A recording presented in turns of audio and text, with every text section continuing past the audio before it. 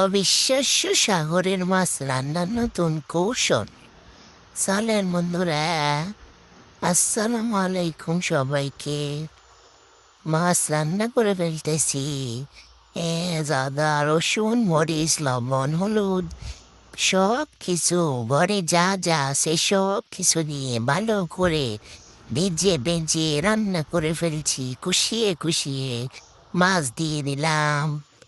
তারপর আবার একটু নেড়ে নেড়ে দিলাম।